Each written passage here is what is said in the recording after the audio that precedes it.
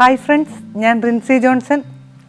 വീണ്ടും ഞാനൊരു സ്നാക്സുമായിട്ടാണ് നിങ്ങളുടെ മുമ്പിൽ എത്തിയിരിക്കുന്നത്. വളരെ എളുപ്പത്തിൽ ഉണ്ടാക്കാവുന്ന ഒരു ഗുലാബ് ജാമാണ്. കുട്ടികൾക്ക് വളരെ ഇഷ്ടപ്പെടുന്ന ഒരു സാധനമാണ്. നിങ്ങൾക്ക് എല്ലാവർക്കും അറിയാം, നിങ്ങളൊക്കെ അതിൻ്റെ ആ പൗഡർ വാങ്ങുക. നമ്മുടെ ബേക്കറികളിൽ നിന്നും 80 രൂപ 90 രൂപ ഒക്കെ കൊടുത്തിട്ടാണ് നമ്മൾ ആ പാക്കറ്റ് പൊടി വാങ്ങുക. നമുക്ക് അതൊന്നും വേണ്ടാതെ വളരെ സിമ്പിളായിട്ട് നമ്മുടെ ബ്രെഡ് കൊണ്ട് നമ്മൾക്ക് ഉണ്ടാക്കാവുന്ന ഒരു സാധനമാണ്. ബ്രെഡിൻ്റെ സൈഡൊന്നും കളയാതെ അത് പൊടിച്ച് ഞാൻ മിക്സിയിലിട്ട് നമ്മൾ പൊടിച്ച് വെച്ചേക്കുന്നതാണ് ഈ കാണുന്നത്. അതുപോലെ തന്നെ നമുക്ക് ഇനി വേണ്ടിയത് പാലാണ്. നമ്മൾ ഇത് പാല് കൊണ്ടാണ് ഇത് കുഴയ്ക്കുക. നിങ്ങൾക്കറിയാം, ഏകദേശം ഒരു ബ്രെഡാണ് നിങ്ങൾ ഇതുപോലെ പൊടിച്ചെടുക്കുന്നതെങ്കിൽ ഒരു 1/2 ലിറ്ററിൻ്റെ ഒരു പാക്കറ്റ്, അതിൻ്റെ ഏകദേശം ഒരു പകുതി പാല് മതിയാവും. എന്ന് പറഞ്ഞാൽ നമ്മൾ അത് കൃത്യമായിട്ട് നമുക്ക് പറയാൻ പറ്റില്ല. നമുക്ക് കുഴച്ചുകൊണ്ടിരിക്കുമ്പോൾ അതിനനുസരിച്ച് നമുക്ക് ഒരു ഏകദേശം ചെറിയ ബോളാക്കി എടുക്കാൻ ഒരു ചപ്പാത്തി പരുവത്തിലൊക്കെ കുഴയ്ക്കുന്ന എത്ര പാല് വേണോ അതിനനുസരിച്ച് ഒന്നിച്ച് പാൽ ഒഴിക്കരുത് ഒരു കാരണവശാലും. കുറേശ്ശെ ഒഴിച്ചു കൊടുത്ത് നമ്മൾ അത് മിക്സ് ചെയ്ത് ചപ്പാത്തി പോലെ ആ പരുവത്തിൽ നമ്മൾ കുഴച്ചെടുക്കണം. അതിനുശേഷം നമുക്ക് വേണ്ടുന്നത് നമുക്ക് പാനിയാക്കാനുള്ള പഞ്ചസാരയാണ്. ഞാനിത് 2 കപ്പ് പഞ്ചസാരയാണ് എടുത്തിരിക്കുന്നത്. അതിന് നമുക്ക് 2 കപ്പിന് 1 കപ്പ് വെള്ളം വേണം. പിന്നെ ഞാൻ ചുവട് കട്ടിയുള്ള ഒരു പാത്രമാണ് എടുത്തിരിക്കുന്നത്. നമുക്ക് ആദ്യമേ പാനിയാക്കണം. അതിന് ശേഷമാണ് നമ്മളിത് ബോളാക്കി എണ്ണയിൽ പൊരിച്ച് നമ്മളിതിലേക്ക് ഇടുക. ഞാൻ പറഞ്ഞല്ലോ, വളരെ എളുപ്പത്തിൽ വളരെ സിമ്പിളായിട്ട് നമുക്ക് നമ്മുടെ മക്കൾക്ക് ഇഷ്ടപ്പെടുന്ന ഒരു വിഭവമാണിത്. അത് കുഞ്ഞുങ്ങൾക്ക് ഉണ്ടാക്കാൻ ഭയങ്കര ഇഷ്ടമായിരിക്കും. ഞാൻ പല സ്ഥലങ്ങളിലും പോയിട്ട് ഇത് ഞാൻ പഠിപ്പിച്ചു കൊടുത്തപ്പോൾ പിള്ളേർ തന്നെ ഉണ്ടാക്കിയിട്ട് അതിൻ്റെ ഒരു റിസൾട്ട് എന്നെ വിളിച്ചു പറയുന്ന ഒരു അവസ്ഥ എനിക്ക് ഉണ്ടായിട്ടുണ്ട്. അതിൽ വളരെ സന്തോഷം തോന്നി. കാര്യം വെച്ചാൽ നമുക്കെപ്പോഴും കുഞ്ഞുങ്ങൾക്ക് എളുപ്പത്തിലുള്ള കാര്യങ്ങൾ പറഞ്ഞു കൊടുത്ത് പഠിപ്പിച്ച് ആ പാചകം എന്ന് പറയുന്ന ആ ഒരു കലയിലേക്ക് അവരെ കൊണ്ടുവരാൻ ശ്രമിക്കുക. അപ്പോഴാണ് അവർക്ക് വലുതാവുമ്പോഴും ബുദ്ധിമുട്ടുണ്ടാവില്ല. പാചകം വളരെ രസകരമായിട്ട് ആസ്വദിച്ച് നമ്മൾക്ക് ചെയ്യാൻ സാധിക്കും എന്ന് കുഞ്ഞുങ്ങൾക്ക് മനസ്സിലാകണമെങ്കിൽ ചെറിയ രീതിയിലുള്ള ഇതുപോലെയുള്ള ഐറ്റംസ് നമ്മൾ ഉണ്ടാക്കി അവരെ പരിശീലിപ്പിക്കുമ്പോൾ അവർക്ക് അതിലേക്ക് ഒരു താല്പര്യം തോന്നുകയും അവർ ആ ഒരു പാചകത്തിലേക്ക് മാറുകയും ചെയ്യും. പല സ്ത്രീകൾക്കും പാചകം എന്ന് പറയുന്നത് വലിയൊരു ബുദ്ധിമുട്ടുള്ള ഒരു ജോലിയായിട്ട് പലരുടെ അഭിപ്രായത്തിൽ ഞാൻ കേട്ടിട്ടുണ്ട്. പക്ഷെ വളരെ സിമ്പിളായിട്ട് വളരെ ആസ്വദിച്ച് വളരെ സന്തോഷത്തോടു കൂടി ചെയ്യാവുന്ന ഒരു കാര്യമാണിത്. അപ്പോൾ പാചകം പഠിച്ചു തുടങ്ങുന്ന നമ്മുടെ കുഞ്ഞു മക്കൾക്ക് ആദ്യമേ ഇതുപോലെയുള്ള ചെറിയ ഡിഷുകളൊക്കെ നമുക്ക് ഉണ്ടാക്കി പഠിപ്പിച്ചു കൊടുക്കാം. ഇത്രയും സാധനങ്ങൾ കൊണ്ട്, അതായത് ബ്രെഡ് പൊടിച്ചത്, പാല്, അതുപോലെ പഞ്ചസാര, എണ്ണ, വറുത്തെടുക്കാനുള്ള എണ്ണ. അതിപ്പോൾ വെളിച്ചെണ്ണ വേണമെന്നില്ല, നമ്മുടെ സൺഫ്ലവറോ അല്ലെങ്കിൽ നമ്മുടെ വെജിറ്റബിൾ ഓയിലോ എന്താണേലും കുഴപ്പമില്ല. അത് കുറച്ച് വെള്ളം, ഇത്രയും സാധനങ്ങൾ മതിയാവും നമ്മൾക്ക് ഉണ്ടാക്കാൻ. പലർക്കും ഇഷ്ടപ്പെടുന്ന ഒരു ഡിഷാണിത്. എല്ലാവർക്കും, കുഞ്ഞുങ്ങൾക്കും വലിയവർക്കും അത് ഇഷ്ടമാണ്.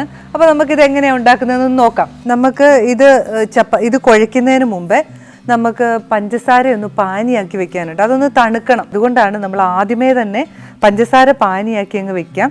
ഇത് ചൂട് കട്ടിയുള്ള ഒരു പാത്രമാണ്. ഇതിലേക്ക് ഞാൻ 2 കപ്പ് പഞ്ചസാര ഇട്ട് കൊടുക്കുകയാണ്.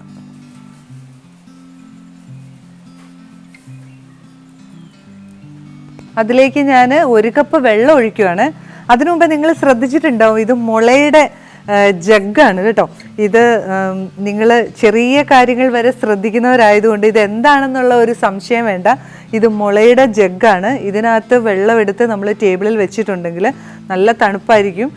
ഇത് ഇങ്ങനെ അതിന് മൂടിയൊക്കെ ഉണ്ട്. ഇത് നമുക്ക് മാർക്കറ്റിൽ വാങ്ങാൻ കിട്ടുന്നതാണ്. വലിയ വിലയൊന്നുമില്ല. ഇത് നമ്മൾ ഇപ്പോൾ ഞാൻ പറഞ്ഞില്ലേ, നമ്മുടെ പഴയ കാലത്തിലേക്ക് തിരിച്ചു പോകുന്നതുകൊണ്ട് നമ്മൾ പാത്രങ്ങളിൽ ഒരു വ്യത്യാസം വരുത്തുന്നു.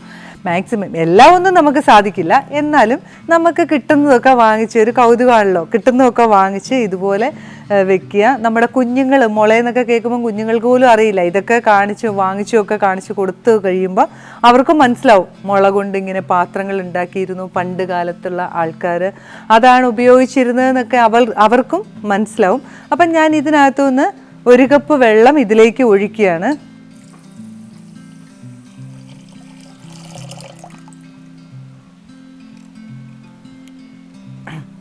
അങ്ങനെ നമുക്ക് ഇനിയും സ്റ്റൗ ഒന്ന് കത്തിക്കാം. നമ്മുടെ പഞ്ചസാര പാനിയാക്കാനുള്ള ശ്രമത്തിലാണ്. ഇത് നമുക്കൊന്ന് ഇളക്കി കൊടുത്തുകൊണ്ടിരിക്കാം.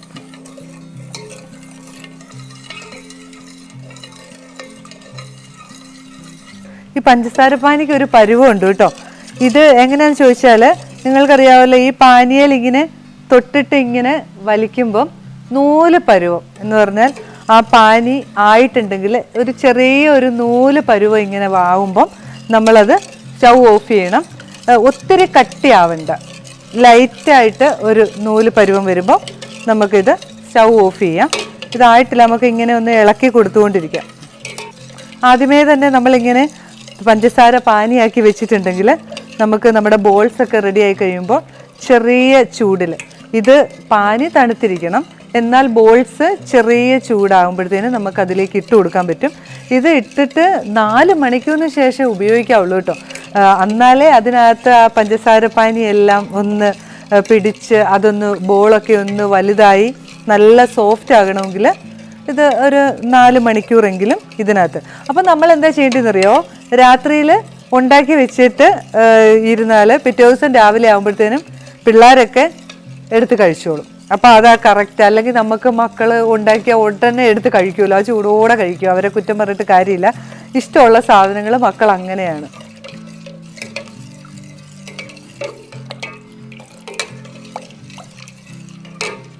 ഏകദേശം നമ്മുടെ പഞ്ചസാരയൊക്കെ ഒന്ന് അലിഞ്ഞ് വെള്ളത്തിൽ അലിഞ്ഞിട്ട് പാനി ആയി വരുന്നുണ്ട്. ഒരു 2 സെക്കൻഡ് കൂടെ നമുക്കൊന്ന് നോക്കാം. അത്രയും കൂടെ ആയാൽ മതിയാവും.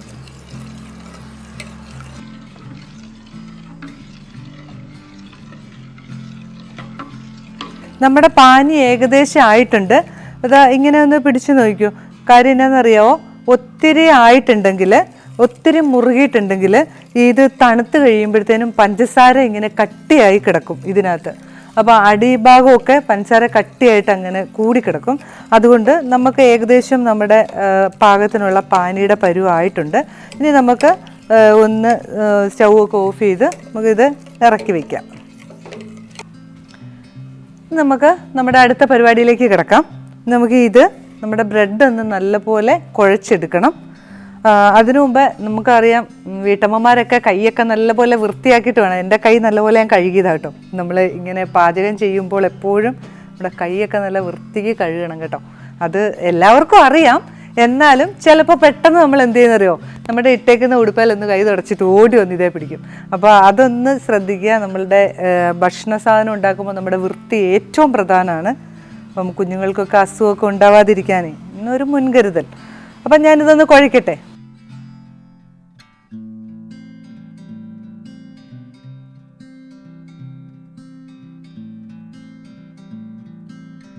ഇത് കണ്ടോ, കുറേശ്ശെ പാൽ ഒഴിച്ചു കൊടുക്കാവുള്ളേ.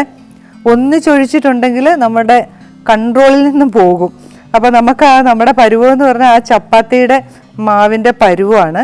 കുറച്ച് നനവും കൂടെ മതിയാവും. ഉണ്ടോ, കുറച്ച് പാലും കൂടെ ഒഴിച്ചിട്ട് നമുക്കൊന്ന് ഇളക്കി നോക്കാം.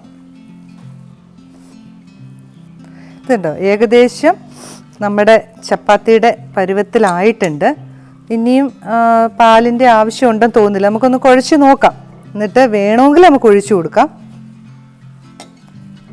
ഒത്തിരി നീണ്ടു പോയിട്ടുണ്ടെങ്കിൽ നമുക്കത് ബോളാക്കി പിടിക്കുമ്പോൾ ലൂസ് ബോളാകും. പിന്നെ എണ്ണയിലിടുമ്പോൾ ഒക്കെ അത് ബുദ്ധിമുട്ടാവും, പൊടിഞ്ഞൊക്കെ പോവും. അതുകൊണ്ട് നമുക്കിപ്പോൾ നല്ല പരുവത്തിന് തന്നെ കിട്ടിയിട്ടുണ്ട് കേട്ടോ. ഇനി പാലിൻ്റെ ഒന്നും ആവശ്യമില്ല. ഇത് നല്ല പോലെ ഒന്ന് കുഴച്ച് എടുത്താൽ മതിയാവും.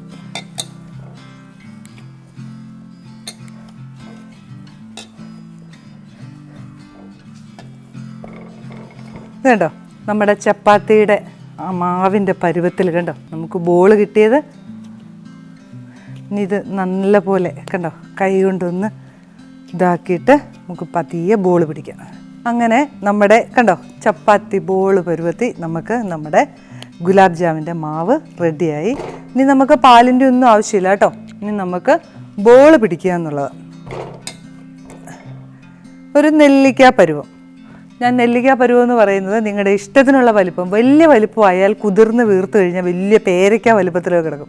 അതൊരു വൃത്തികേടാണ്. നമുക്ക് കടയിൽ നിന്ന് വാങ്ങുന്നതും ഒരു ചെറിയ വലിപ്പമല്ലേ, നെല്ലിക്ക വലിപ്പമല്ലേ, ആ ഒരു വലിപ്പത്തിൽ തന്നെ നമുക്ക് ഉണ്ടാക്കാം. കണ്ടോ, ഇതുപോലെ ബോളാക്കി കിട്ടും. നിങ്ങൾക്ക് ഇനിയും കുഴയ്ക്കുമ്പം പാല് നീണ്ടുപോയി എന്ന് തോന്നുവാണെങ്കിൽ, അങ്ങനെ ഒരു സംശയം തോന്നുവാണെങ്കിൽ ആദ്യം തന്നെ കുറച്ച് ബ്രെഡിൻ്റെ പൊടിയെടുത്ത് മാറ്റി വെക്കുക. അതിനുശേഷം കുഴച്ചു തുടങ്ങുക. പാല് നീണ്ടുപോയിന്നോ ചപ്പാത്തിയുടെ ഇതിൻ്റെ പരുവം മാറിയെന്നുണ്ട് ആ പൊടി ഇട്ട് കൊടുത്ത് നമുക്ക് അഡ്ജസ്റ്റ് ചെയ്യാം. വേറെ ഒരു പൊടിയും ഇതിനകത്ത് ഇടരുത്. ഇട്ടാൽ നമ്മളുടെ ആ ടേസ്റ്റിന് മാറ്റം വരും. ബ്രെഡിൻ്റെ പൊടി തന്നെ വേണം. അതിന് നമ്മൾ കുറച്ചെടുത്ത് മാറ്റി വെച്ചാൽ മതി. ആദ്യമേ ഇതിപ്പോൾ എല്ലാവരും എല്ലാം പഠിക്കണമെന്ന് നിർബന്ധമില്ലല്ലോ. അങ്ങനെ കുറേശ്ശെ ചെയ്താണല്ലോ നമ്മൾ പഠിക്കുക. ഇത് കണ്ടോ, ഇങ്ങനെ ഇതേ വലിപ്പത്തിൽ നമുക്ക് ബോളാക്കി എടുക്കാൻ പറ്റും.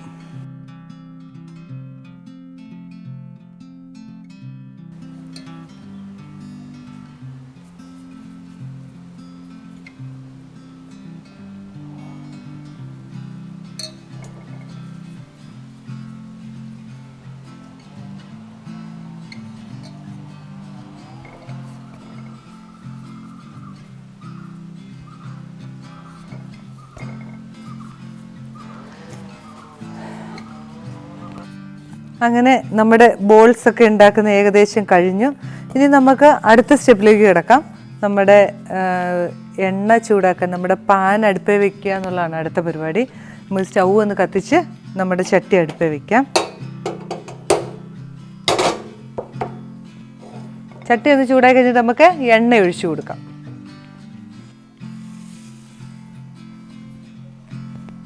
നിങ്ങൾക്ക് ഇഷ്ടത്തിനുള്ള അനുസരിച്ച് വലിപ്പം കൂട്ടുകയും കുറയ്ക്കുകയൊക്കെ ചെയ്യാം കേട്ടോ. പക്ഷേ ഇതാണ് കാണാനൊരു ഭംഗിയുള്ള ഒരു വലിപ്പം. അല്ലെങ്കിൽ ഇത് പാനിക്കകത്ത് ഇട്ട് കഴിയുമ്പോഴത്തേനും അത് കുതിർന്ന് വീർത്ത് കഴിയുമ്പോൾ വലിയ വലിപ്പത്തിലായി പോവും.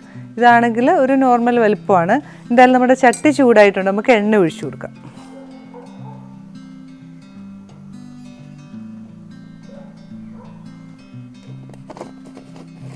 അങ്ങനെ നമ്മുടെ എണ്ണ നന്നായിട്ട് ചൂടായിട്ടുണ്ട്. ഇനി നമുക്ക് നമ്മുടെ ബോൾസ് ഓരോന്നായിട്ട് ഇട്ട് കൊടുക്കാം.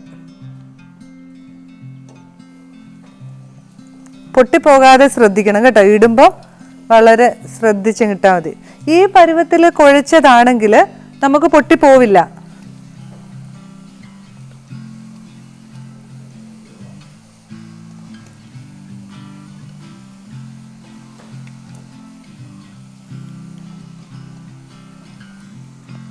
ഈ ബോൾസ് മുങ്ങിക്കിടക്കാനും മാത്രം എണ്ണ വേണം കേട്ടോ.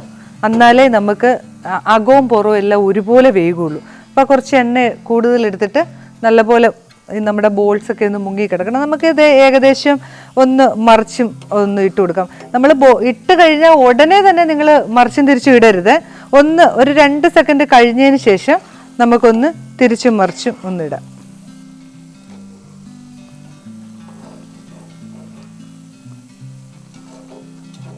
അങ്ങനെ നമ്മുടെ ബോൾസൊക്കെ ഏകദേശം ബ്രൗൺ കളറിലായിട്ടുണ്ട്. നമുക്ക് പതിയെ ഇതൊന്ന് കോരിയെടുക്കാം.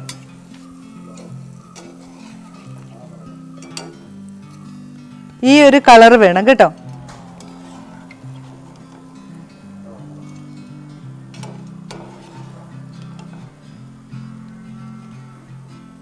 അങ്ങനെ നമ്മുടെ ബോൾസൊക്കെ ബ്രൗൺ കളറിലായിട്ടുണ്ട്.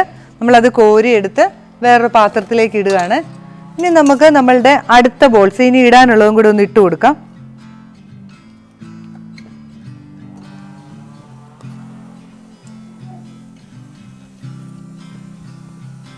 നമ്മൾ ഇതിന് ബ്രെഡ് സെലക്ട് ചെയ്യുമ്പം പ്രത്യേകം ശ്രദ്ധിക്കണം. പച്ചറൊട്ടി നമ്മൾ ഒഴിവാക്കണം.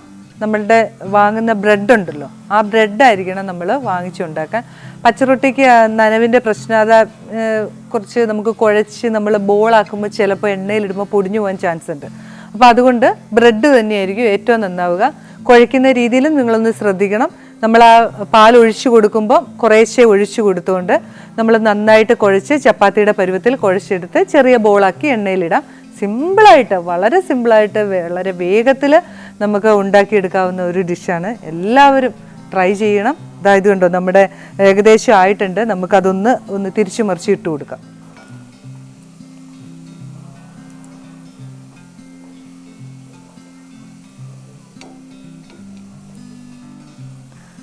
അങ്ങനെ നമ്മുടെ ലാസ്റ്റ് ട്രിപ്പ് ബോൾസ് എല്ലാം റെഡി ആയിട്ടുണ്ട്.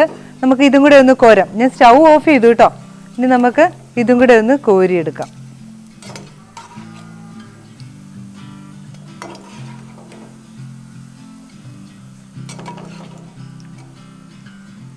നമ്മുടെ ബോൾസ് ഒക്കെ കണ്ടോ നല്ല കളറായിട്ട് വന്നിട്ടുണ്ട്.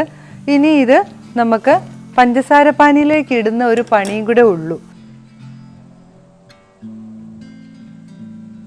ഇനി നമുക്ക് ഈ ചട്ടി ഒന്ന് മാറ്റി വെച്ചിട്ട് നമ്മളുടെ നേരത്തെ തന്നെ നമ്മൾ ഉണ്ടാക്കി വെച്ചിരുന്ന നമ്മുടെ പഞ്ചസാര പാനിയുണ്ട്, അത് നല്ലപോലെ തണുത്തിരിക്കുകയാണ് കണ്ടോ.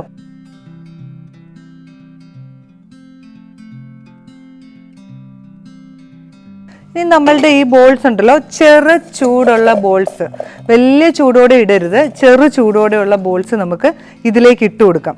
നമ്മളിങ്ങനെ പാനിയിലേക്ക് ഇട്ട് കൊടുക്കുക.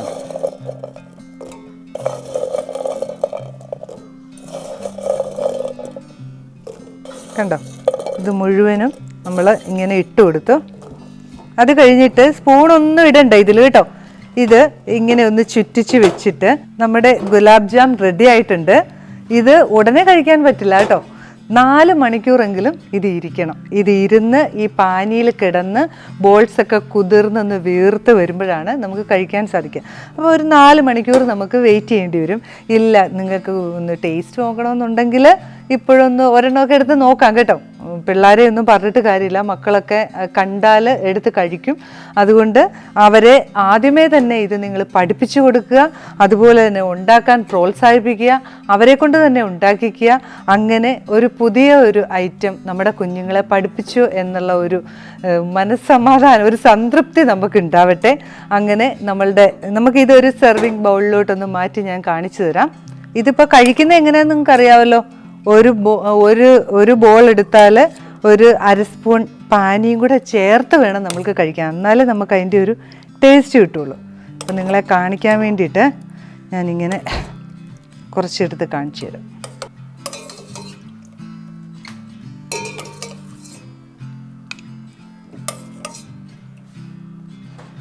പാനിയും കൂടെ ചേർത്ത് നമുക്ക് കോരിയെടുക്കാം.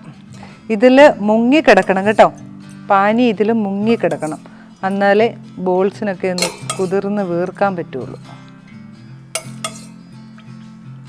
പാനി ഉണ്ടാക്കുന്നതിനും ഒരു കണക്കുണ്ട്, ഞാൻ പറഞ്ഞു. നൂല് പാവത്തിലാവണം. പാനിയുടെ പാവ് കയ്യിൽ നമ്മൾ ഇങ്ങനെ പിടിക്കുമ്പോൾ ചെറിയ ഒരു നൂല് വരുന്ന ഒരു പരുവമുണ്ട്. ആ പരുവത്തിലായിരിക്കണം നമ്മൾ പാനി റെഡിയാക്കി വെക്കാൻ. പാനി നല്ലപോലെ തണുത്തതിന് ശേഷം മാത്രമേ ചെറു ചൂടുള്ള ബോള് നമ്മൾ ഇടാവുള്ളൂ. എണ്ണയിൽ നിന്ന് കോരി നേരിട്ടിടരുത്. ഇട്ട് കഴിഞ്ഞാൽ നമ്മുടെ ബോളൊക്കെ പൊടിഞ്ഞു പോകും. കാര്യം വെച്ചാൽ ആ ചൂടും ആ തണുപ്പും കൂടി ആകുമ്പോഴത്തേനും അത് നമുക്ക് ബ്രെഡാണല്ലോ, അപ്പോൾ അതുകൊണ്ട് പൊടിഞ്ഞു പോകും. അതുകൊണ്ട് ബോള് കുറച്ചൊന്ന് തണുത്തതിന് ശേഷം നമ്മുടെ പാനിയിലേക്ക് ഇടുക. അങ്ങനെ സ്വാദിഷ്ടമായ നമ്മുടെ ഗുലാബ് ജാം റെഡി ആയിട്ടുണ്ട്. എല്ലാവരും നിങ്ങൾ വീട്ടിൽ പരീക്ഷ നോക്കുക, നിങ്ങളുടെ കുട്ടികളെ പഠിപ്പിക്കുക. അങ്ങനെ ഉണ്ടാക്കിയിട്ട് നിങ്ങൾ അഭിപ്രായങ്ങൾ അറിയിക്കുക. നിങ്ങളുടെ വിലയേറിയ അഭിപ്രായങ്ങൾക്ക് വേണ്ടി ഞാൻ കാത്തിരിക്കും. അപ്പോൾ ഇനി അടുത്ത ഒരു ഡിഷുമായി നമ്മൾക്ക് വീണ്ടും കാണാം. ബൈ.